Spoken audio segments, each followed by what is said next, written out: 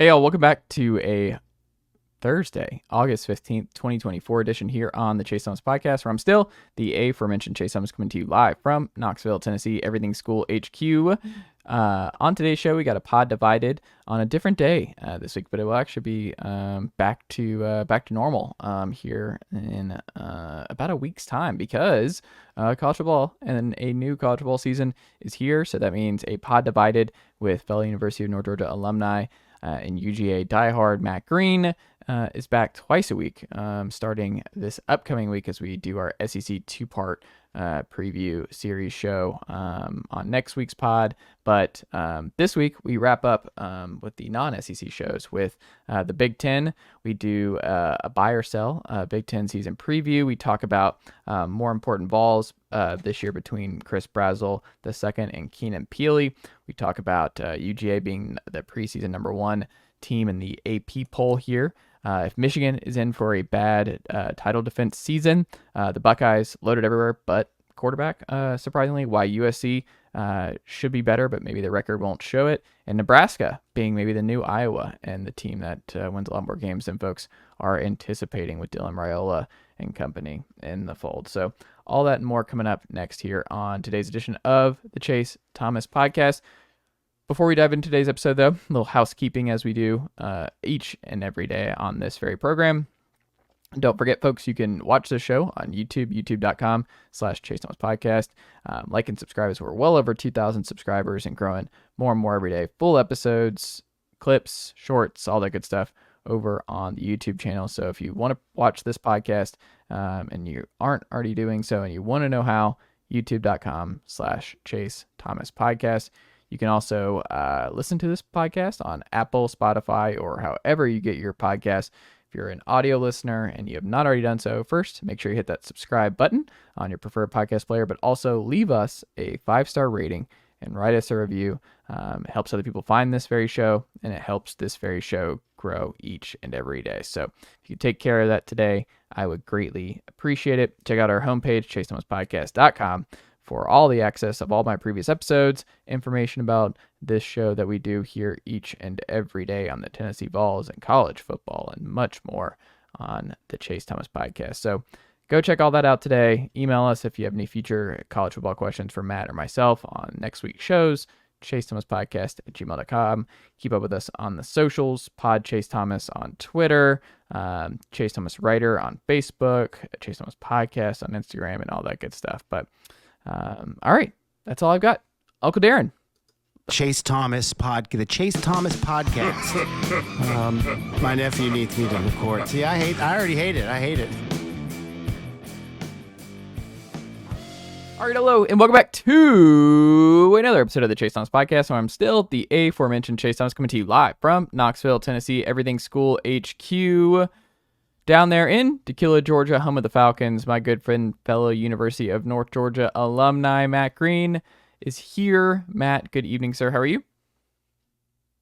Good evening, sir. It is it's good to be back with you, talking ball like we do. 16 days till the college football season, sir.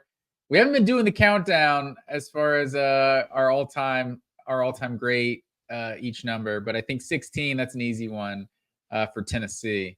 Arguably the greatest Tennessee Volunteer and the greatest Georgia Bulldog, potentially number 16. I mean, Herschel Walker is obviously the best, but I mean, at this point, Kirby Smart has got to be like the greatest dog of all time. Like, this man played there and then now has coached Georgia to the heights that he's coached them to. He's got to make a case on the Georgia Mount Rushmore, right? I mean, he's on the Mount. I don't know. It's hard to separate the player and the coach. That's tough. He's not Lincoln Memorial, but he's Mount Rushmore. Is that what you're telling me? Yeah, it's like he doesn't. I don't know. That seems a little weird to throw him on there as a player. It's just weird. Like, obviously, he's the greatest coach in Georgia history already, so he's got that. But in terms of, I don't know, that's hard. But also, you've had a tough last couple days here, Matt Green. What was your reaction? Because a lot of folks had a strong reaction to your, for the long-term listeners who don't know Matt Green personally. Matt Green I know where we're going here. A Matthew Stafford diehard and followed the Lions for years because of Matt. He is a Matt Stafford disciple. Some wondered, would it transfer over to Hudson Mason? Would it transfer to Aaron Murray, Joe Cox, Joe Tereshinski? Would it be Stetson? No one's ever come close to the love and admiration that Matt Green has had for Mr. Matthew Stafford. And this week he was in the news, especially back at home in Georgia for an appearance on a podcast where he basically said he doesn't do the Go Dogs, and if someone says Go Dogs to him, it seems like what upset a lot of fans the most, and it just kind of like a interesting response where I think it felt like he's really separating himself from that part of his life. But that's my interpretation of it. What was your interpretation of hearing that, Matt Green?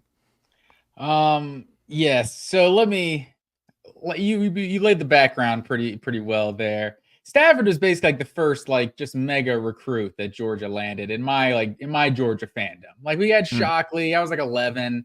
Don't really remember it that well, my teenage years, Stafford, number one quarterback in the country. Like there was a lot of hype for multiple years he was committed. A lot of people don't remember that Shockley was a 5-star quarterback, by the way. I don't think a lot of Georgia fans remember that. Yeah, he was like a top 25 player in the country. And I think maybe the first recruit that committed to Mark Richt, if I'm not mistaken, too. But yeah, so Stafford was my guy ever since back in the day. Like you said, I was a Detroit fan, rooting for the Rams to win the Super Bowl. I'm glad he's finally getting his respect. NFL Top 100 had him as number 42, I think. So glad Stafford is getting some respect out there finally. Super Bowl champion and all that. But this is the first time that I've ever been disappointed from my guy Stafford, man. For one, they prefaced it. I mean, I didn't watch the whole podcast. I just probably saw the clips that you did. But they prefaced it like, okay, switching to college, do you call the Dogs? And the fact that he didn't really know what he was talking about right from the jump, it's like, maybe you don't call the Dogs, but you got to at least, no, I don't really do that. Whatever. Drunk, obnoxious Georgia fans, whatever. I understand there's a disconnect from the players and the fans, they're the diehards. Granted, Georgia just won back-to-back champions, and now you are a fan, like as an alumni, and one of them was in LA, right? And we all know we saw him dapping up Stetson and everything after the championship. So you assume he is a fan at this point. But so they call the Dogs, but I'll let that one slide. But this man is like, you don't have to be barking at children or anything.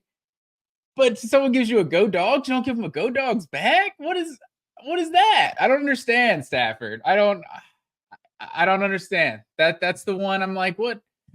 Those are your roots, man. Obviously he's a Texas guy, lived in Detroit, now in Cali, but I mean, UGA, man, those are your college years, your formative years. I mean, it's just weird because, I mean, obviously Aaron is well endeared to Georgia, and he's obviously still an awesome ambassador for Georgia. Dawgs here is a great ambassador for Tennessee, Crompton. You have Shockley, who's a great ambassador for Georgia, David Green, obviously Stetson coming back for a game this past year, and obviously going to be in lore Buck Bellew from way back when. But you just go through it.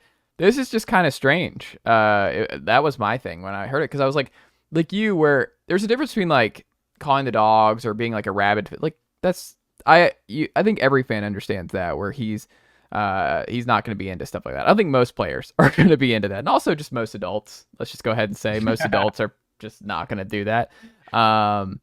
Sober more than anything, but I think on the flip side, where I just wonder where, and this is, you would have to do a whole separate podcast interview with Stafford, be like, I wonder if he just got a lot of hassle over it years ago. And it's just one of those where he just kind of I'm kind of over it. Maybe it was just there was a lot of, he was kind of overwhelmed by the Go Dogs and the attention and all that. I don't know.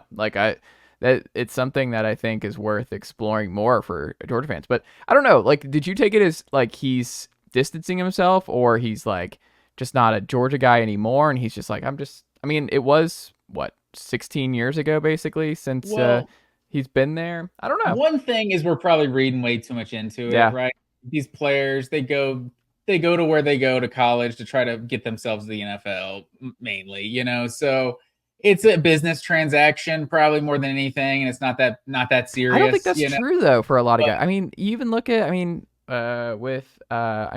quarterbacks I just named, And you ask a lot of players, I mean, especially in the pre-portal era, the pre-transfer era, where you spent all of your years there. Like, I just feel like it means more to those guys because they were there the whole time and had No, I'm those with great you memories. for sure. I expect him to be a Georgia fan at this point. But the one thing I'll say, like the one like leeway I'll give him was Stafford was never truly appreciated like for how good he was at Georgia. Like there was this, I feel like there was this kind of vibe that like, oh, he's just this pro prospect. And that 2008 year was so disappointing. It was almost like, I mean, they went like what 10-3 that year and still finished like top 10, top 12.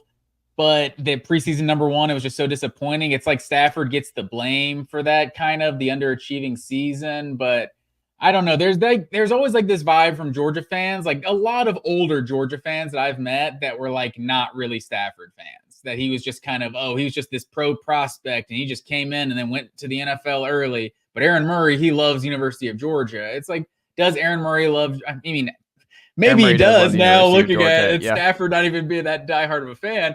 But did Aaron Murray stay 4 years because he loved Georgia more than Stafford? Or was it because Stafford was going to be the number 1 pick and get guaranteed $50 million going pro? Like if they were in a completely different. But I think it's also just Aaron had a lot more big time moments. It felt like he was obviously in a lot more important games. Like he was another 5-star freshman who, I think the difference with Aaron too is like Aaron came in and he lived like for Georgia fans, like DJ Shockley, he wasn't there long enough because I think DJ would have eventually gotten there if he started multiple years to get to that point. But I think Aaron, in terms of like a beloved, because and the beloved Shockley is definitely loved for. No, I'm just saying like in terms of like a lot more memories on the field. Like I think Shockley's been a great ambassador, and obviously as a Falcon too. Like he's built a strong media career, nice guy, and all that.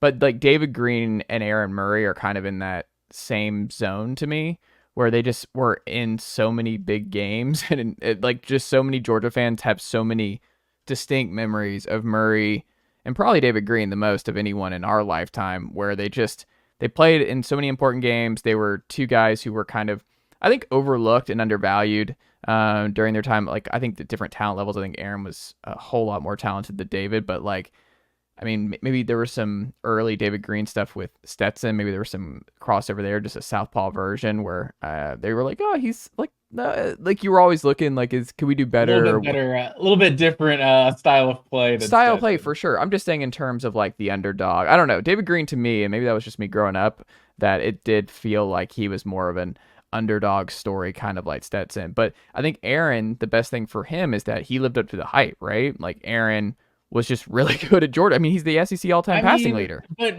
as we're talking about that, Aaron Murray was hated on by Georgia fans for like 3 years. So that's that's arguably the best quarterback Georgia's ever had. Yeah, I mean, if you remember the start of that 2013 season where Georgia opened with like 3 of their first 4 games, I think were Clemson, South Carolina, LSU, like all in the top 10.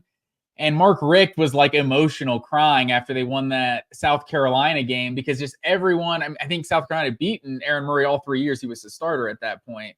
And like, that was like the first big game that like Aaron Murray kind of won in his career. I mean, other than the Florida game in 2012, which he like was honestly one of his worst games, and we actually did win. Like Aaron Murray was just kind of underappreciated for 3 years. So Georgia fans don't have exactly the strongest track record on like it. They hated on Stetson until basically the second half of the national championship game, or at least the Orange Bowl versus Michigan. So I think Georgia fans' opinion of the quarterback and how, kind of critical they've been at times. I mean, y'all been a lot harsher, I'm learning here, on your quarterbacks than Tennessee, because Dobbs beloved, Crompton beloved, Casey Clausen beloved, like T. Martin won a title, but Peyton still beloved, and he goes over 4 against Florida, but he's still beloved. But you just go through all these different quarterbacks of all these different eras. Even Tyler Bray was beloved for being a loose cannon. I think it's just all about the context. The 1980 thing just carried a lot of weight with Georgia fans. So it was like David Green, that was the era of like, okay, Georgia's back to being a national contender again. And so David Green's era isn't really thought of as underachieving, having a couple top 5, top 10 finishes, and then Shockley had a great year, won the SEC championship. And then Stafford's era and that 2007 season was a magical season. Like that team arguably was the best team in the country by the end of it. but a couple early losses just derailed the season. But so by Stafford and Aaron Murray's years, it's like we won a national championship. Everyone else is winning national championships around us. Like, why can't we win a national championship? And by Stetson, I mean, Kirby had Georgia so close. It was even more like just, I mean, people talked about Kirby Smart being the coach under the most pressure in college football, like going into 2021. And that was a coach that had won about 80% of his games to that point. So it was just that wanting to win a national championship. It was like Georgia fans were just blinded by that and couldn't appreciate that, Stafford is a number one overall pick. You don't get guys like this very often. Aaron Murray's the SEC all-time passing leader. You don't get guys like that very often. So, yeah, I think I could see Stafford a little bit like, yeah, you guys are kind of shitting on me for a few years back then. So excuse me if I don't love all of you people. Beck kind of has some Stafford to him, right? Where he's just going to come in and just put up really good numbers, and he didn't win last year. Like, I wonder how Georgia fans feel if he doesn't win either of these 2 years and still be and goes number one overall next year. Like, I wonder how Georgia fans see Carson in that. What would be your guess? Because I feel like there's not really an emotional attachment to Carson if he doesn't win anything this year. I feel like it's kind of one of those, like, that was good. He was a great quarterback, but Yeah, I mean, as far as that goes, like, Stetson's always going to be iconic, like busted the drought and won 2 back-to-back national championships. But I mean, I think Carson Beck is better, like, as terms if I can just have either one on the same type of team, just plug and play. Like, I think Carson Beck is a better player than Stetson Bennett. Stetson Bennett had a legendary career, Like, I mean, does he even resonate more than Fromm, though? Because I don't even think he resonates more with Fromm. I mean, the Oklahoma team. Fromm. Yeah. But I don't know. I think Fromm gets a little kind of hated on from his junior year being kind of disappointing, but I don't know. I think Fromm was just a really solid quarterback, and I think Carson Beck is clearly a better player than Jake Fromm. Yeah. I mean, but Fromm, it's just interesting how fans see quarterbacks. And that's a lot of good quarterback play we're talking about for like the last 24 years or so. Yeah. And Georgia fans didn't seem too happy most of the time. Who's the most appreciated Georgia quarterback of the last 24 years? The most appreciated? Like, at the time? Yeah, at the time and even now. Like, who has been the most accurately and fairly appreciated the whole time? Probably Shockley. Just because I think people love his story of, like, he didn't transfer, waited around 4 years, and then they won the SEC. Like, big-time recruit, too. Like, he was one of those, especially being the dual threat, like, there was some division then. I don't know if it was 2000. I think maybe 2003. They like Georgia tried to play the 2 quarterback thing for a little bit with Shockley and David Green, but I know Shockley threw a pick in the Florida game that a lot of fans second guess back in 2002. But so I feel like Shockley. I mean, David Green definitely has like the legacy of first SEC championship in like 20 years at that time. But Shockley feels like the one that there's no like. Other than getting injured a couple games that season and the undefeated season ending, like I think Shockley just has like positive vibes all around. That's like fair. No naysayers at all. By the end, everyone will tell you they loved Aaron Murray the whole time, but they're liars. Like, so many people, me and my brother defended Aaron Murray in so many arguments with Georgia fans. In 2011, I feel like, I don't know. I'd have to go back, but I feel like it was still overwhelmingly positive, and I think a lot of Georgia fans really wanted him to break through. I think that's why that hurt so much, because I think Georgia fans knew what year was it? The year where Aaron was just short from the end zone in the SEC title game, and they would have played Notre Dame. 2012. Yeah, that's like his junior year. That was a national champion team. Like, they win the national title if they get Notre Dame in that game. So I think that was like one of the more painful things. Like, he was cool, and like Aaron is also like one of those where he wasn't on the best team. Like, Stetson was on a better team than Fromm, and that's like just part of it. Like, yeah, he was on that 6-7 team that lost to Central Florida, and he was like the best player on the team as a redshirt freshman quarterback. Like, he was one of the lone bright spots. So. Yeah. He just never really got. And then 2011 too was the year where Georgia went 10-4, started 0-2, won 10 in a row, and then lost the last 2, arguably to the 4 best teams they played that season. Yeah. So it was almost just like he didn't really get credit. All of the lack of team success was just kind of blamed on Aaron Murray when he was like probably the best player on all of those teams. Yeah, I think he's Actually, Jarvis Jones was the best player, but then Aaron Murray.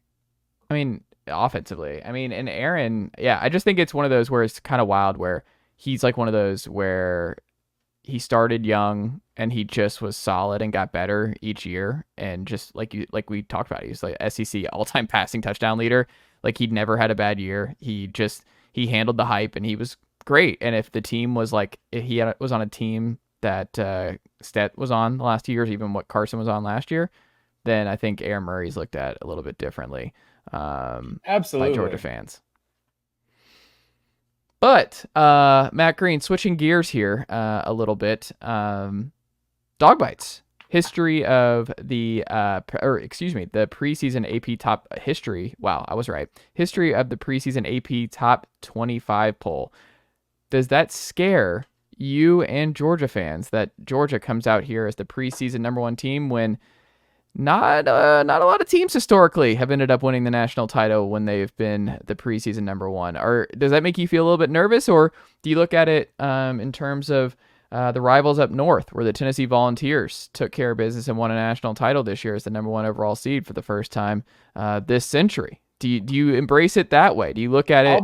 I'll be you look honest. at Tennessee as an example of how you can work this to your advantage? I'll be honest. I can say this as a fan, like Kirby, this is just rat poison, 101 right here.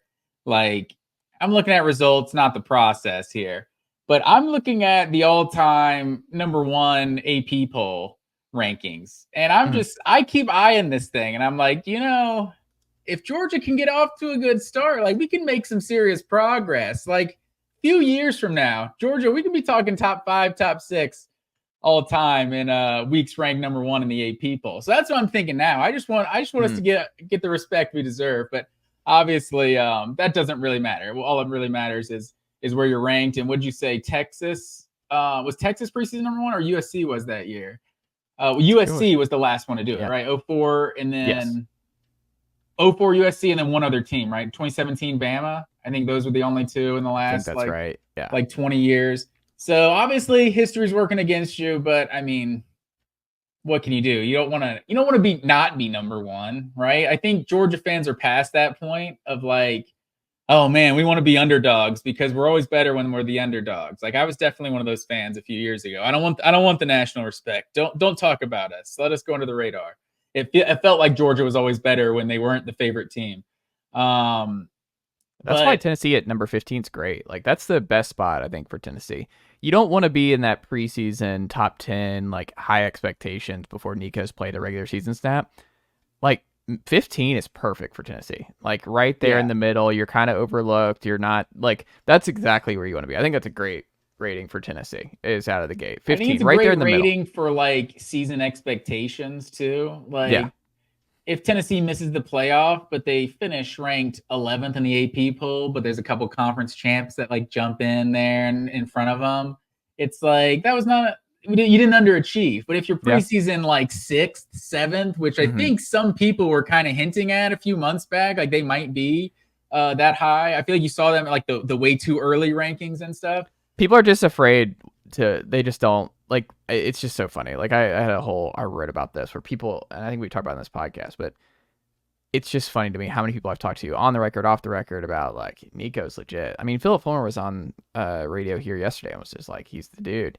And I'm just like, everyone who watches him, everyone who just knows Heupel's offense and knows our receiver room, knows what the schedule looks like and knows what Nico is capable of. It's like, he's special, man. He's different. It's like, all right, then make a bold move. Put Tennessee in the playoff. Then put Tennessee as like an 11-10 win team. Like if Nico is that guy, then hey, it's going to be a special 2 years on Rocky Top. Like you can't have one without the other. I just think it's kind of funny because I think what a lot of people are going to do if Nico starts off hot out of the gate here and he looks like a Heisman type, they're like, well, I mean, I knew it was possible. That we just needed to see it. That's why we had him at 15. We needed to see it. But now they're somewhere in that top 5, top 7 range with this offense and that the number one defensive line in the country. Like now we're talking here. We just had to see it. But a lot of people are going to do though. We had to just see it. And I'm like, all right, All right. Which, I mean, is fair. These are preseason rankings, so it's a lot about projections. So it's like, if you think that's what's going to happen, then It's just pick it. people love Nico, and then they're like, but I don't know. Tennessee's like 50. I'm like, all right. Calm down your Nico love then. If you're I gonna do think people do also like kind of include the schedule when they kind of do these rankings sometimes, kind of like count it double. It's like, well, Tennessee, the SEC is tough, so they might be a top 10 team, but I don't know. Can you rank them ahead of Clemson? And like, I saw Utah up there at number 12. That was a little surprising, but it almost feels like they're the best team in the Big 12, so they put them that high. But Florida State at 10? Yeah. I mean, Clemson annoys me. I mean, Tennessee beat Clemson. I think Tennessee would beat Clemson on a neutral site on a home, and like it's just one of those. Well, that was I think if years ago, though, right? I'm just saying, neutral site. I think they'd be favored. I think Tennessee would be. They're 14-15. It's a toss-up. I know it just annoys me. They recruit the same area. Tennessee beat it. Like there's just something there. It's a weird not rival, but kind of rival. And I think Tennessee's kind of like the rise of Tennessee actually really directly hurts Clemson more than anybody, because of Tennessee just going into North Carolina and getting the best players out of North Carolina now. They're going to South Carolina sometimes. Like they just kind of recruit the same area. So for Tennessee to be back, I think really actually hurts Clemson more than anybody. Is this a message board topic among Tennessee fans of like being the next Clemson? Because I've heard you say this a lot, and then I've seen on social media, I saw some guy talking about who was Hendon Hooker is the Taj Boyd, and then Nico is the Deshaun Watson, and then whoever the next guy is the Trevor Lawrence, whoever just committed. Faison Brandon, the number one player overall. And I'm like, guys, let's take it. Let's let Nico play one snap for. Obviously, he played the Iowa game. Let's let him be the starter before we start. I think we can go ahead and pencil in. Start to call these guys Deshaun Watson and Trevor Lawrence. You guys are just gonna just redo what Clemson did in the 2010s. It's easy peasy, man, especially in the SEC.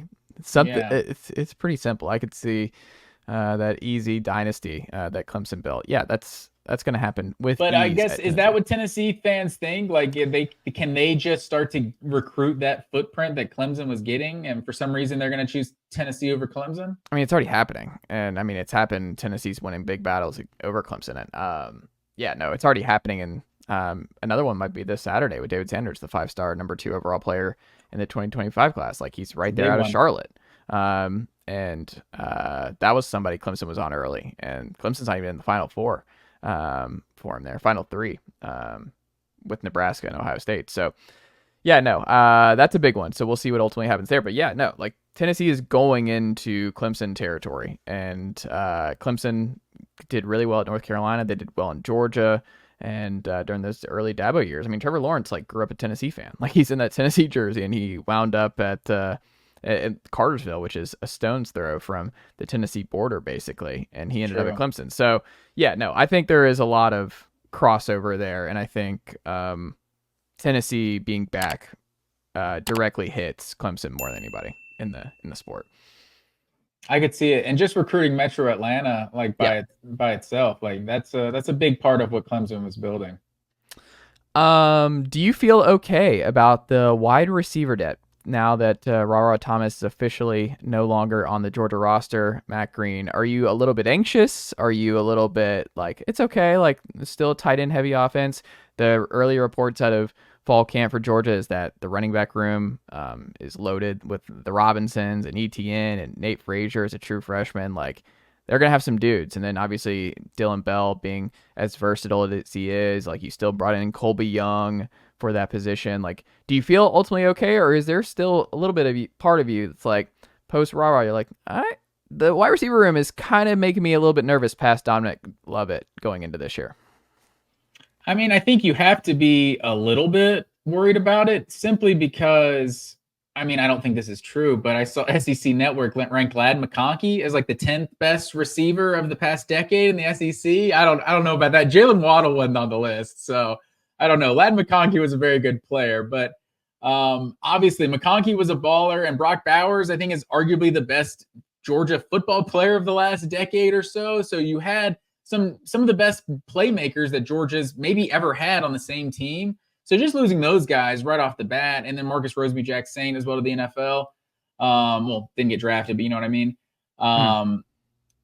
I think just that right off the bat was like, okay, is Georgia going to have those elite playmakers? I mean, you have your returning 4,000-yard passer at quarterback, potential number 1 pick. So like that's the most important thing. But I mean, you have to be a little concerned just from how unproven they are. Like Dominic Lovett, I think is proven to be, a good SEC wide receiver. I think Dylan Bell could potentially break out and be, the best playmaker on this team, like with just how dynamic he was, especially down the stretch last season. Like he put up good numbers, but his numbers are a little skewed because he was kind of playing running back out of necessity for the first 4 or 5 weeks of the season. So I think that's the biggest thing. And like you were saying, Georgia being a tight end heavy offense, I can't stress this enough to Georgia fans that we're not going to be a tight end heavy offense. Like Oscar Delp is a good player. Ben Urasek, like this guy appears to be a pretty dynamic athlete, the transfer from Stanford, but you're just not going to feed the tight end like you did when it was Brock Bowers, when he was the best player on the roster. And when he was Darnell Washington, who's just an absolute freak. So I think those 2 guys were just 2 of Georgia's best players. And so you had 2 tight ends on the field all the time. And Oscar Delp is a good player in his own right. But I think Georgia fans need to kind of get away from this, like, okay, who's going to fill Brock Bowers' role in terms of the tight end room? Because his role is not going to be filled by the tight ends. It's going to be the wide receivers and the running backs that are getting the majority of those Brock Bowers touches. And I think that's kind of the X factor this year. Like, I haven't even touched on the transfers, Colby Young, Michael Jackson, London Humphreys. And then obviously Arian Smith could be a breakout guy every year. He's got to stay healthy, but the guy has legit speed. And then Anthony Evans, who looks like he's going to be the punt returner. You saw him flash a little bit at the end of last season as a freshman. So he looks like he could be a dynamic playmaker too. But I think the running back room is going to be significantly improved from a year ago. Like as good as Kendall Milton and Dejon Edwards were, I feel like they were just good. And Kendall Milton, I mean, as he was a good player for Georgia, but that guy just couldn't consistently stay healthy. And I think with Trevor Etienne, dynamic athlete, catching the ball and running out of the backfield. But I like Roderick Robinson. Branson Robinson is creating a lot of buzz. People were wondering he was going to be back until like October, November. And now they're saying he's 100% basically and full go in practice. And then Nate Frazier, like you were saying earlier, the true freshman running back. Some people has the number 1 running back in the country coming out of high school. Like this guy's getting some like DeAndre Swift type buzz that he's just a dynamic receiver out of the backfield as well. So I think Georgia's running back room is going to be a lot more dynamic than it was a year ago, and kind of that balance and make up for what you're going to have is just not as good, not as dynamic of a pass catching group as you had a year ago. I think you can accept that, losing guys like Bowers and McConkey. Yeah. And they have options, like you said, some transfers, some older guys who've just been in the system for a long time. Some are freshmen, some are younger guys. I think it's a big year for Arian Smith. Like he's a wild card to me that I think they kind of sneaky need to break through. I think Arian Smith to me is someone I have circled of like, it would be really helpful for this Georgia team to have Arian Smith unlock his full potential. And it would help Carson Beck a lot too, I think. I mean, it absolutely would. I mean, he's arguably the fastest player in college football, right? I mean, this guy has legit world-class speed, and you saw what he's done at times. Like when he's healthy, it's like he's good for 150-yard bomb a game. Like, who was the Auburn player who was like that? Who was super fast, and he would never... Anthony Schwartz. Anthony Schwartz. Yeah. Yes. But Anthony Schwartz, is that the one I think whose mom got like mad at me on social media or something? No, I'm thinking of someone else. Never mind. I'm thinking of somebody else. I think Anthony Schwartz commented on something I said on social media a couple years ago. But Arian Smith it's just hard as a Georgia fan. Like he's been kind of an X factor for like 2 or 3 years now. And this guy has just not really stayed healthy, but I mean, you saw what he did in the Ohio State game. He was a difference maker in that game. Like the Tennessee game in 2022 when he had kind of that first big play on that like 50, 60-yard catch. Like he's just good. He just takes the top off of defense. So if that guy's healthy, it definitely adds a dynamic to Georgia's offense that I don't think anyone else on this offense can really be. Yeah. Switching gears here to the Vols, Matt Green. My question here and topic on today's show before we get into our Big Ten buy or sell predictions. Chris Brazzell the second or Keenan Pili, a more important main character for the Vols this year? I wrote about both in my, basically I'm doing like a big Tennessee football preview series magazine online over there on TPL Tennessee, but I want to toss it to you because I think you have some thoughts before I dive into which one I go with here, because that's something I've been thinking about a lot, of just who's the most important figures for the 2024 Tennessee Volunteers, and they're the obvious, the Nicos, the James Pierces of the world, the Cooper Mays, but I think there is a sneaky amount of importance on both players popping for Tennessee and being healthy and available and acclimated and just good players for Tennessee. But before I dish on my perspective, Matt Green, which way are you going in this regard? First of all, I think we're up to like 3 sneakies now. I don't know. I may have lost count, but no. I think absolutely Chris Brazzell is the more important character for Tennessee's season in 2024, because I think Tennessee fans learned something, or they should have learned something, I think, from 2023, that I think there was after 2022, correct me if I'm wrong, there was kind of this perception of like offense is going to be elite every single year. If the defense can be average, we're winning championships, you know? And I think 2024 showed Tennessee fans that like that defense wasn't average. Like they were good. Like that was a good defense. I would say what, top 5 defense in the SEC a year ago? Like 22nd in points allowed. I mean, they were top 15 rush defense for sure. Yeah, like they were a good defense. I think better than a lot of people expected Tennessee to have in kind of the next few years, like a little ahead of schedule, maybe. I think they led the conference in TFLs last year too. They were up there in sacks, right? Yeah, they were 2 in sacks. They were second. Okay. So I think last year kind of taught you that, okay, it's not just have a serviceable defense because the offense is going to be elite every year. Like it was all on Joe Milton, and that was the reason the offense wasn't good a year ago. But you also you didn't have a Jalen Hyatt a year ago, and Jalen Hyatt, I think Tennessee fans are in kind of this weird position of like pounding their chest, pounding the table that like, he's the best receiver in college football, where some people are like, he's just a product of the system, right? And it would have been better for Tennessee fans that he is just a product of the system because the system is that good. But clearly you just didn't have a playmaker on the team that could match what Jalen Hyatt did in 2022.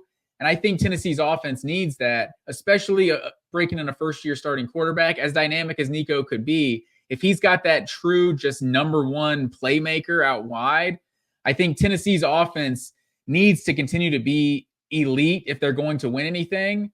And that defense, I think we feel good that the defense is at least going to be solid. Like it's not going to be 21 or 22 where this team's just got to win a shootout week in and week out. Like I think they've proven that they have a serviceable defense. Now they need to get back to playing the elite offense that Heupel wants to play.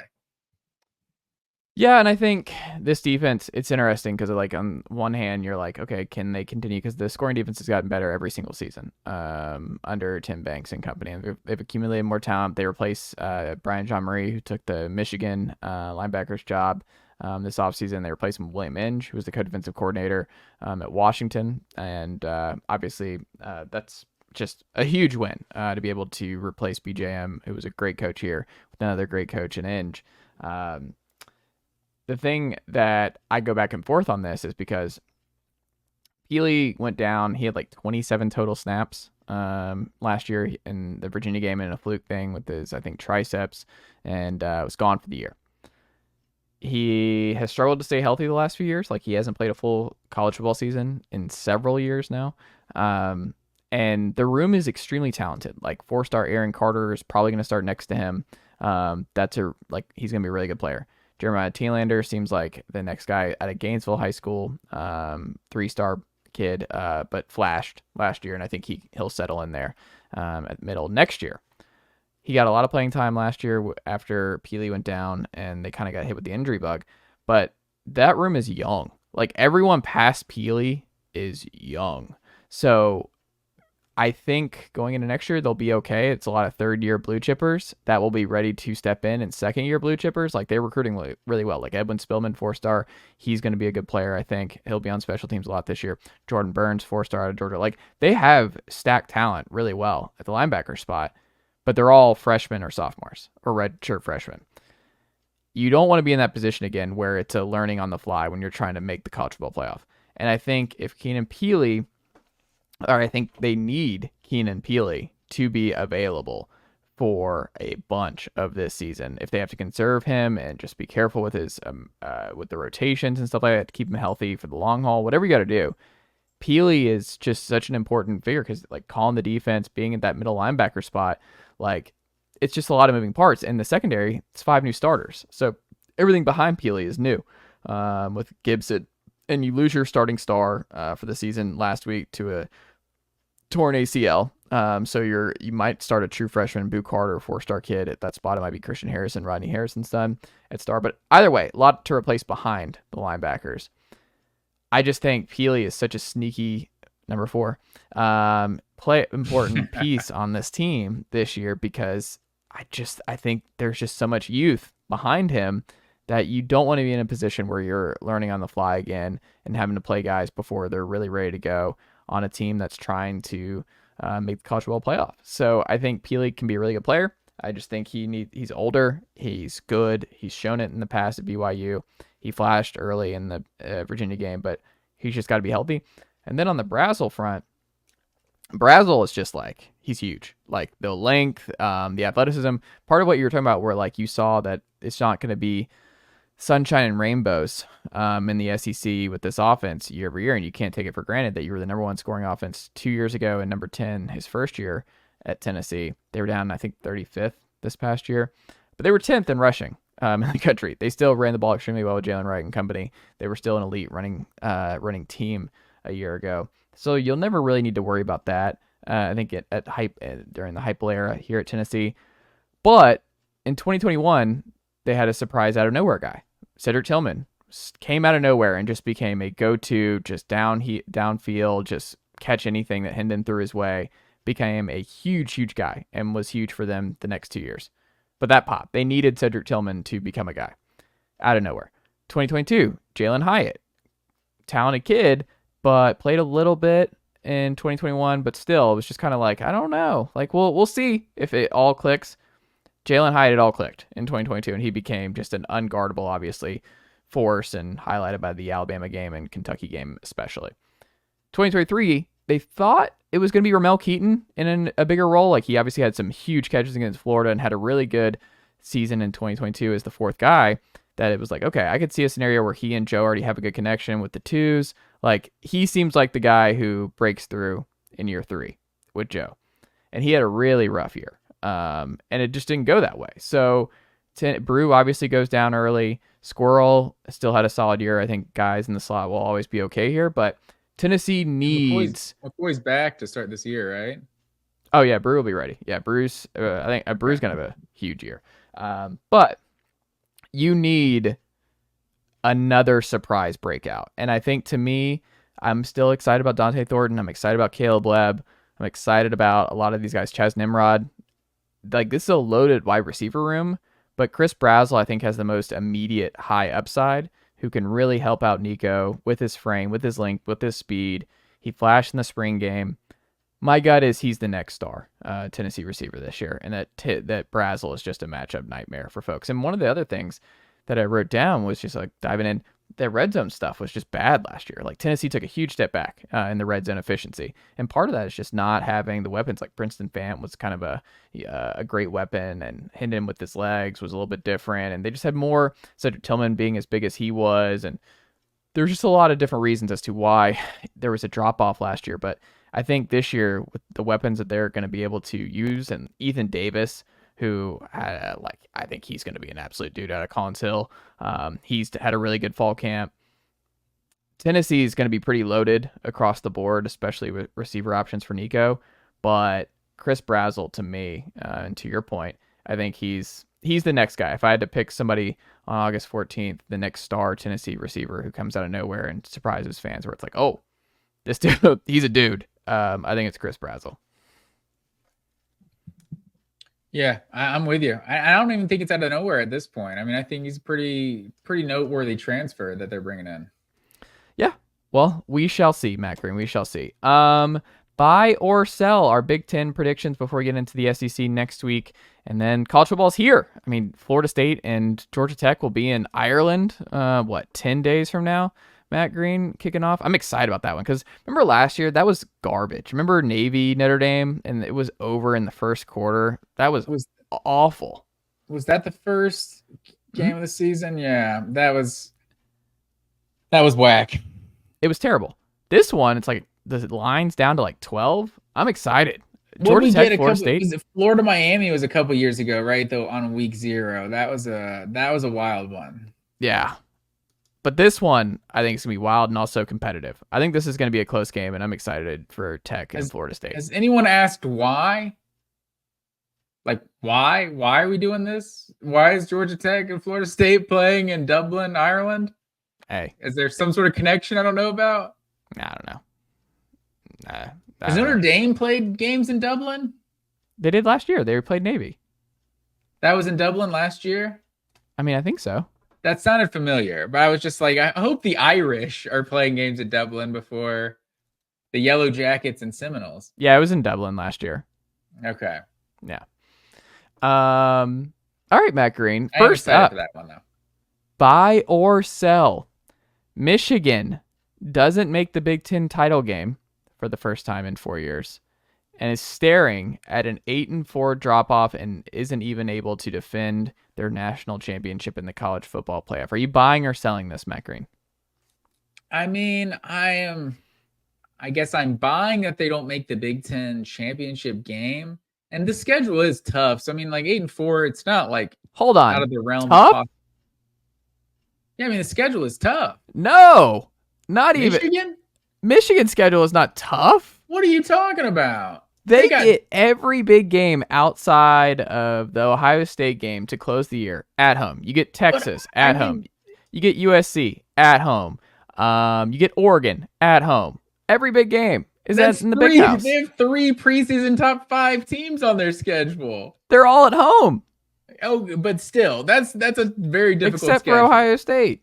It's maybe not as difficult as Georgia's because all Georgia's big ones are on the road, but I can't believe you're making this case. This is blindsiding me, Matt Green. Michigan's got a tough... Absolutely. I think all of these teams are going to be favored versus Michigan, even though they're Texas, Oregon, and Ohio State. You don't think those teams are going to be favored when they play Michigan? I think Michigan will be favored in at least one of Texas and Oregon. Maybe they're not going to be favored in Texas because that's early. Like maybe things will change by November. What is it they right might now? Be favored versus Oregon or something. But I don't know what the line is on Texas, Michigan right now. But I mean, what is Michigan? The rankings just came out. Texas is 2.5. Well, it was 2.5 months ago, so I haven't seen them more updated. I'm seeing 3.5 Michigan right now. I'm pounding that. Texas. Oh, it's 3.5 Texas. It's 3.5 okay. Texas. Texas is beating Michigan for sure. For sure?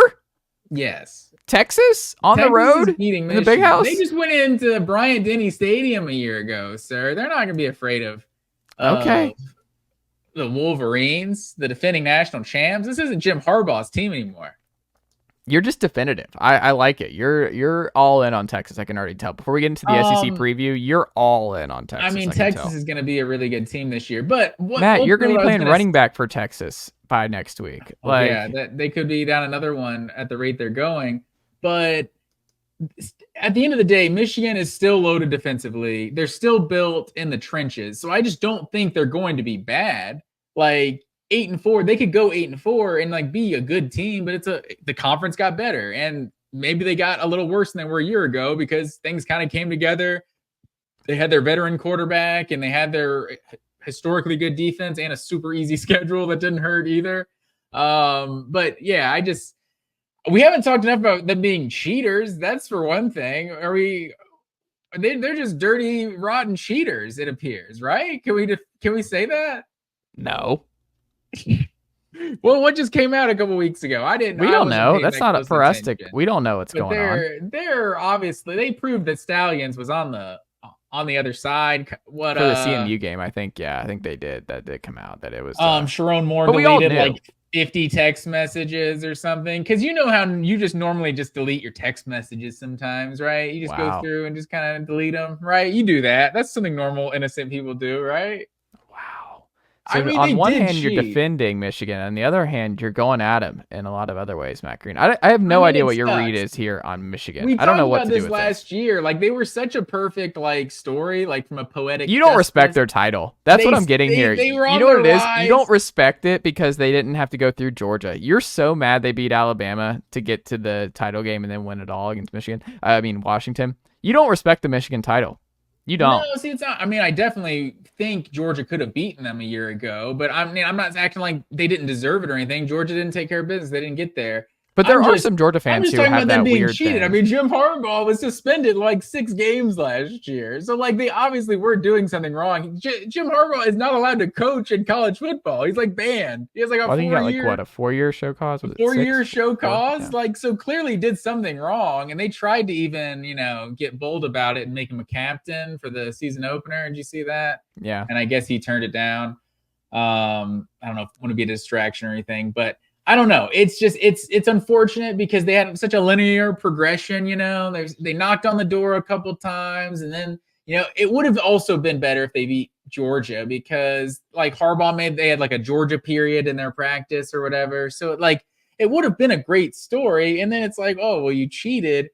That makes every story a little bit worse. If you find out the Mighty Ducks were messing with the other team's skates or something, you have a little bit less respect for them. Unless that happened. Did that happen in the movie? Did they do something? It's funny you say that because I was actually going to have my wife don't rewatch. remember. She's never seen the Mighty Ducks movies, so I kind of want to go back and watch. The premise is still wild. I think Bombay got a DUI, and then the judge is like, "You're going to go coach some children." That was the message. Of course, that's the natural punishment for getting a DUI. But honestly, now I think about it, was there a scene where they messed with the other team's skates or something? That now sounds familiar. But if they actually cheated, it's not a feel-good story. Remember that if the Titans cheated to win their state championship, I don't think Coach Boone would be remembered as fondly. What's happening? Anyway, back to Michigan, Matt Green. Here's what I will say. They led all of the NFL. They led all college football teams with 13 draft picks this spring. So they're replacing a bunch of talent, NFL talent, going into this year. So I'm buying this. Alex Orji, and is it Orji? Orji, I haven't heard it out loud. They always say Orji. Okay. So you have permission to say it. There's some Jalen Milroe stuff there where you're like, he can make plays with his legs, and we'll figure it out. He'll go through some growing pains, but I'm like, are we doing some? Do we remember like the USF game last year? And like, I mean, Tyler Buckner started a game for Alabama. Like, it wasn't easy sail. It wasn't smooth sailing for the Milroe experience. So if you're looking at it as like, so we're talking good Jalen Milroe or bad Jalen Milroe, right? And that's kind of what I'm getting here, is where I think it might be a little bit topsy turvy at quarterback for this year. Maybe he eventually settles in. It's very possible. But I think there's going to be some growing pains, and I think it could be pretty ugly early on for Michigan's offense. They have an 8.5 over-under, like Iowa. Like, Iowa's got the same over-under.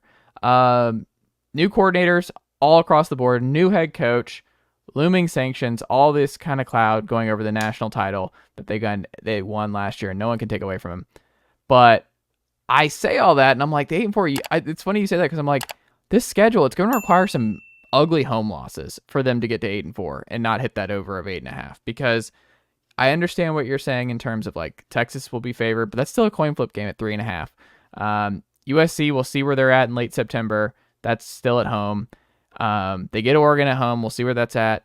The tough, like they go to Washington. That would have sucked last year, but not this year. Washington, I think they're over under 6.5. Washington's not going to be a great team. So I mean, yeah. To steal a Chase Thomas term, the USC game is a sneaky, huge game, because if they were to lose that game, then who knows what's really going to happen with their season? Like it could go off the rails, like they start 2-2 or something. But maybe. I mean, I don't foresee that happening. But like you said, we haven't seen Alex Orji play. There's a lot of dual threat quarterbacks we've seen that are nowhere near the athlete that Jalen Milroe is. So I can't just throw that out there. We'll see what kind of player he is, but we've seen very little of Orji to this point, just like those little packages for him to come in and run on short yardage and things like that. Absolutely. Buy or sell. It doesn't matter who the quarterback is at Ohio State to win it all this season. Absolutely sell. Ooh. I think Kyle McCord, we just proved that Ohio State can't just have a guy back there. It felt like they could plug anyone in and get elite production because that's just what they've done since Braxton Miller or JT Barrett. They just, for like a decade straight, every quarterback kind of just has the same type of production, super efficient, most of them dual threats. But Kyle McCord, you just saw what they were. They looked like Penn State a year ago. They looked like Michigan, just kind of, Michigan most years maybe, just kind of that good defense, just kind of an average offense. And even with the best receiver in college football, the offense just wasn't really scary a year ago. So I think Will Howard is better than Kyle McCord. And I know there's been buzz about Julian Sayin, and maybe he's that good that he somehow takes the job, but I still have to give Will Howard the advantage there just based on experience, and he transferred to Ohio State, I would think, for a reason. So I think he can be an even better. I mean, he's good at Kansas State. I think he can be an even better player with Ohio State's supporting cast, but I think they need more than just like a game manager if they're going to win the national title. Yeah, I think it's interesting because I think what you're talking about isn't. I think you may have been able to. It's just funny to think about the Alabama teams of old, where you get away with some okay to below average quarterback and win a national title. And the reason I bring that up is Ohio State is loaded up. They've put so many. You bring in Quinshon Judkins to an already stacked running back room with TreVeyon Henderson. You have this great receiver room. You have an all-time great freshman receiver, Jeremiah Smith. You've got Ibuka back. You've got Carnell Tate, another 5-star in that room. You're loaded. The offensive line should be better than it was a year ago. You bring in Chip Kelly, a sitting Power 5 head coach, to be your OC. Jim Knowles. Just stupid. Just insane. But you look at it, everything is elite. 5-star receivers everywhere. 2 superstar running backs. Chip Kelly. The number 2 scoring defense last year. They were the number 1 pass defense a year ago, Matt Green. Everything is stacked up for Ohio State to be the best team in college football this year. And yet, if I was a Buckeye fan, I would be sweating every day reading these reports about the quarterback room. We're Will Howard, Devin Brown, Julian Sayin, who, by the way, can we not call him a transfer? He was at Alabama for a month and never really why are we doing this? Quinn Ewers wasn't really a transfer. I don't like how we're doing that because I think he left senior. It was just weird timing where I'm we're getting really liberal with the word transfer, and it's gonna annoy me when Julian Sayin's playing quarterback for Ohio State that he's a transfer, and it's no, he was there for a month and committed to Saban, and before he even got to campus, then he flips. It's throwing off the portal rankings too, seeing Sayin on there and Caden Proctor. It's let's just pretend Caden Proctor's never in the portal at all. I agree. It's very silly, but that's a side thing. But the fact that it could be all 3 at Ohio State this year, all 3 might get in based on play, is wild. I think it's just so weird, and I love that that's a problem at Ohio State this year. Because it's going to make Ohio State games must watch throughout the regular season. It's we're going to know if Ohio State can win a national title in the regular season. Because one of these guys is going to have to play like a Heisman type. Because what we've seen in modern college football, you've got to have an elite quarterback. He's got to be playing at a Heisman level, especially to win multiple playoff games against top-end competition. You can't get by with what they had at Kyle McCord last year. You can't. It's going to be even harder this year. So I just wonder what Will Howard's upside. Can he be that guy? Maybe. Can Devin Brown, the former 4-star, who's been there forever, can he figure it out? If not, are they going to go with a true freshman, super talented kid in Julian Sayin? I think it's so interesting that they're so loaded up winning it all this year. And the one area that is super ambiguous right now that I think zero Ohio State fans feel great about. Maybe more optimistic than last year, but they don't feel great. It's just kind of wild. And it's the most important position on the team at quarterback. I love that that's Ohio State's weird thing this year. It's just foreign territory for Ohio State. Like their quarterbacks, they're the ones that have the guys transfer and go win Heisman somewhere else, right? Yeah. Like they don't get their guys from Kansas State. Like we're Ohio State. Why are we getting a quarterback from Kansas State? We should be above that. So I could understand Ohio State fan being a little nervous about that, but like you're saying, you're nervous about that, kind of going back to that Georgia conversation we were having, like, because the only thing you care about is winning a national title. So you're not judging a quarterback. It's like, oh, is this guy good? Is he bad? Can he win us a national title? That's all we want to know. So, maybe I think Will Howard with that supporting cast, Ohio State, could definitely be better than he was at Kansas State. But also, as a side note, like Quinshon Judkins, people are going to be so disappointed when they watch him play this season. Like this video game stuff is just taking the Quinshon Judkins hype like off the rails. Like he's turning into like Tecmo Super Bowl Bo Jackson over here. Like people are going to be really disappointed when his spin move is not just like a cheat code and he doesn't score a touchdown every time he touches it. I love it. Buy or sell. USC is being slept on, and Oregon is overrated. I think I have to sell both of these because I'm looking at USC, and I mean, like, do we even like want to talk about their defense anymore? Like, are we even going to talk about like, is this the year that the defense gets it together? I'm saying that D'Anton Lynn's a great hire. They've got talent on defense, sure. Matt Green. I'm here to do it. I will do it for you. D'Anton Lynn. UCLA was 14th in scoring defense under Lynn last year. Oregon was 9th in the conference. USC. It's a culture. Defense is a culture. Oh, wow. Here's what I'll say. The biggest thing that people overlook about there's a lot of reasons that USC season went off the rails a little bit last year. They were 7th still. They were still, even in a year that went off the rails, 7th in long scrimmage plays across FBS. They were 75th in turnover margin. If you remember, they were 1st in 2022. I think they flip back to the norm. I think that would be super helpful, is they regress back to the norm on that regard. I think that they're not going to be 14th in scoring defense right away, but they got a guy who is legitimately a great to borderline elite defensive mind. Like, this is a huge upgrade. Like, I think it's going to take some time for people to get used to USC being better on that regard. But the thing that worries me more than anything, like, Miller Moss is a 4-star quarterback, and I think people like look at him as like not a potential next great Lincoln Riley quarterback, which blows my mind. He was great in the bowl game, but I'm like, Miller Moss was not like this untalked about prospect.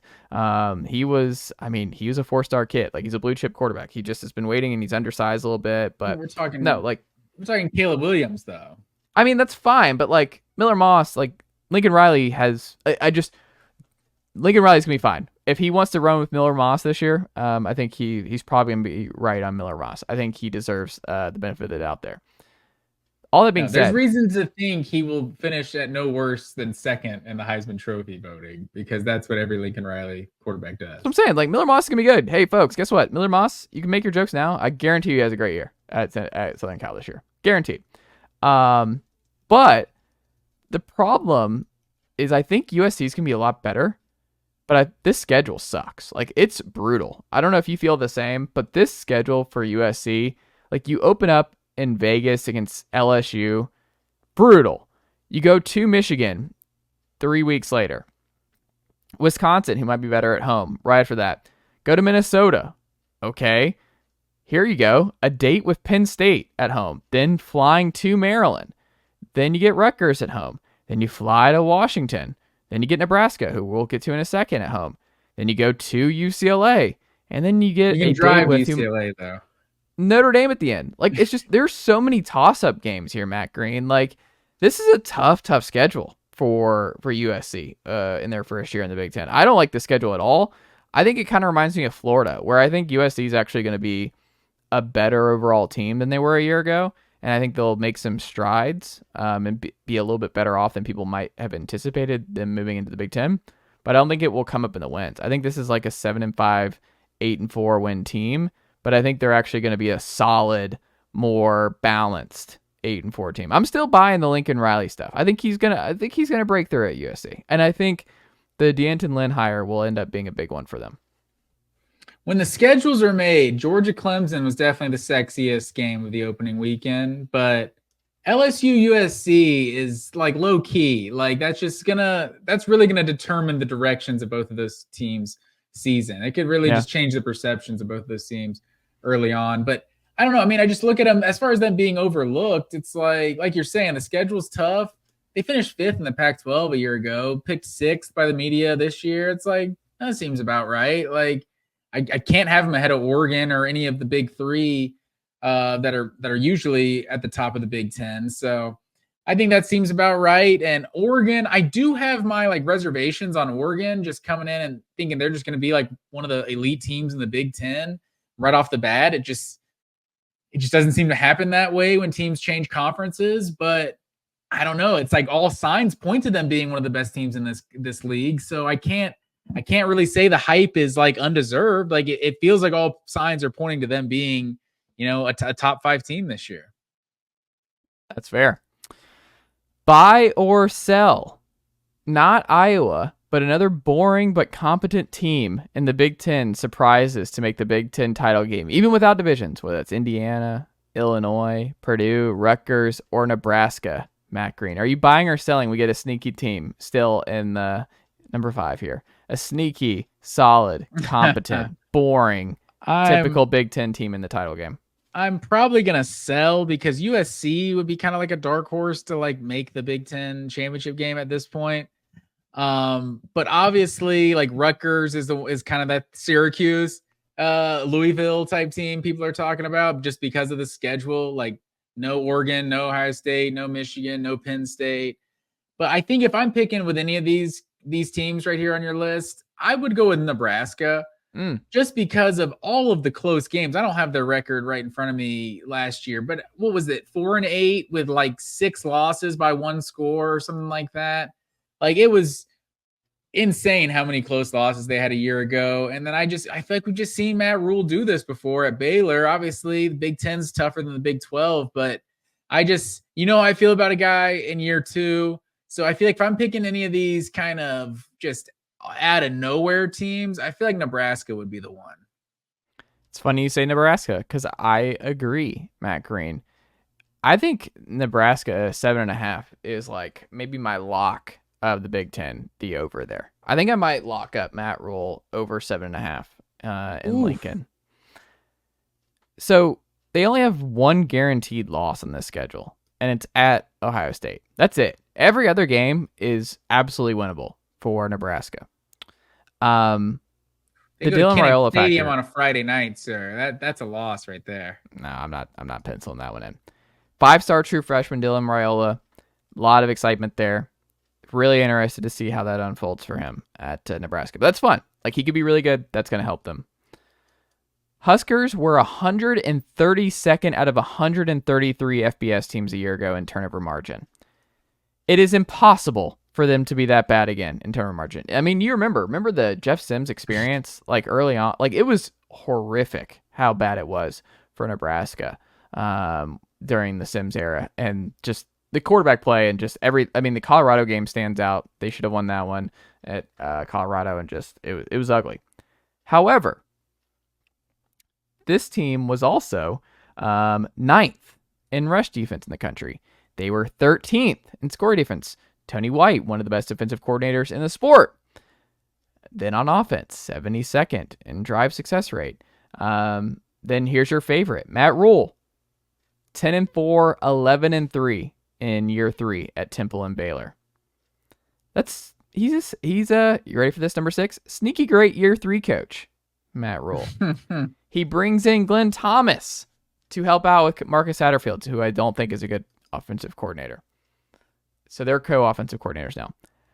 Everything about Nebraska's offseason and this schedule and how good I think that defense is still going to be, and them regressing back to the norm in turnover margin, them regressing back to the norm in terms of offensive production, the upside of a 5-star super talented kid in Dylan Raiola. I am banging the over 7.5, and that Nebraska is going to be good, like just capital G good this fall. I'm going ahead and planting my flag now that I think Nebraska has the makeup of a 8-4, 9-3, maybe even 10-2 if all goes right season for the Huskers. I think all of it is pointing to me is that they might be the new Iowa, Matt Green. Matt Rule might be building the new Iowa in Lincoln. Let's hope they have some sort of a pulse offensively. But yeah, 5-7 a year ago. So I was selling them short. But yeah, final 4 games of the season, lost by 3, 3, 7, and 3. So that Iowa Nebraska game on the day after Thanksgiving a year ago, that was just, I feel like the entire world was watching that game, and that was 2 teams that did not want to win a football game. But yeah, a year ago, 10 touchdowns to 16 picks. Their 3 quarterbacks combined. If Dylan Raiola just comes in, or Raiola comes in and is just average, like, this team could take a huge step forward. Yeah. Next up, Matt Green, buy or sell. The Big Ten doesn't have any coaches on the hot seat this season, and that it's actually a boring cycle in the Big Ten, and no one gets fired this year. All right, so I had to break this down. I think ultimately I'm gonna buy this. You look at, like, there's like the established guys, the Day, Franklin, Ferentz, and Lanning. The safe guys like Bielema, Loxley, Fleck, Shiano. And I feel like Ryan Day and Lincoln Riley are like the only 2 that, like, something crazy would have to happen. Like, and those schools are just, like, not satisfied with the jobs they're doing because they're at a higher standard. Because outside of those guys I named, every other coach is in his first or second year. So maybe if Ryan Day goes 10-2 and loses to Michigan again, like, I don't know. I'm not ruling out that they fire Ryan Day. Like, I don't think they should. And maybe in this 12-team era, teams kind of approach things a little differently. But, like, losing to Michigan, would that be a 4th year in a row? Yes. They would lose to Michigan. I don't think they could handle that. And Lincoln Riley, it'd have to be something like, missing a bowl game or something, or just something going crazy, and the defense being, like, legit, like the worst defense in college football or something. Like, and obviously the Big Ten, it's going to be a change for them. Like, it's a different style of football. So, I mean, I could see USC coming in and being like, okay, this is getting dominated in the trenches week in and week out. Like, that's not out of the realm of possibility, but it's like, I'm having to grasp at straws. Like, that's one of the highest paid coaches in college football, 2 of the highest paid coaches in college football, but they're being judged at different standards. It's kind of hard to find a guy that's even remotely close to a hot seat. It's funny you didn't mention James Franklin there. Like, what if they have, like, there's a lot of optimism. What's their over under 9.5? They're right up there. They're third best Big Ten title odds behind Oregon and Ohio State. Like, what if they, like, Drew Aller is bad this year? What if they take a step back? I mean, they hired the Kansas offensive coordinator, who I think should be good, but I mean, they have 5-star running back, 5-star quarterback. The defense is top 10. Like, if you still don't put it together this year, with, like, I don't know, but I mean, Oregon comes, like, Franklin's a sneaky one to me. Number 7. That's a good call, especially because they're, like, kind of banking on this 12-team format. Yeah. Like, they're like, we would be the team that gets in, like, all the time, this 12-team. So they finished 14th this year, go 9-3 or something. Yeah, I could see Franklin getting hot, but I can't necessarily see him getting fired this year. I also think Penn State, I mean, not to bring up, the Paterno stuff, but it's like, that was a dark time. And Franklin really, like, they don't want to rock the boat and go back to being an irrelevant college football program. So I think with how things are going, like, I think they're just enjoying being, one of the 10 to 15 best programs in college football. Yeah. Final thing here, Matt Green. Buy or sell, the Big Ten gets 4 teams in the college football playoff. Okay, so I had to break this down. So we got 5 conference champions. They're taking 12 of the spots, right? So that's one Big Ten team, obviously. I'm thinking, and then we're gonna get Notre Dame in there, right? That's a 6 spot right there. I'm thinking at least 2, probably 3 more SEC teams get in after the conference champ. So if 4 SEC teams get in there, we only have, let me see. We got 5 conference champions, 3 more SEC teams, and Notre Dame. We got 9 teams right there. Mm-hmm. So the rest of the conferences, the ACC and Big 12 would both have to be 1-team leagues for the Big 10 to get 4 teams in. I'm going to say sell. I don't think the Big 10 can get 4. I think they can get 3, but I don't see them getting a 4th team this year. Who are the ones you think get in? I think I'd probably lock in. I think Ohio State and Oregon are locks.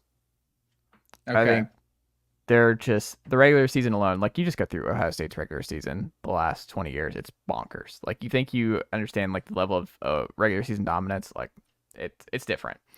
They're going to get in. Oregon, I think the upside's too high. I think they're going to get in. I think they'll be in the Big Ten title game, and I think regardless of how that goes, I think they'll be in. I think Penn State is going to be in.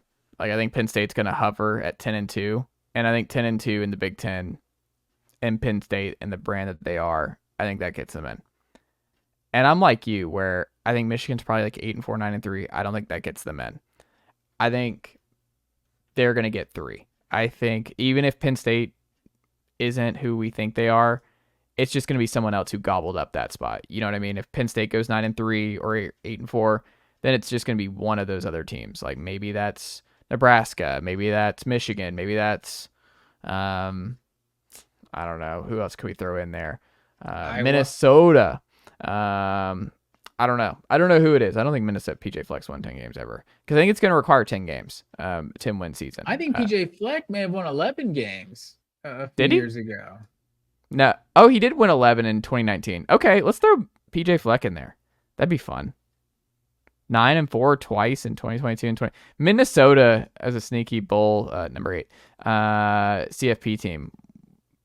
That'd be, God, how much would that suck if they were hosting for a team? Can you imagine Minnesota hosting a CFP game in December? Woof.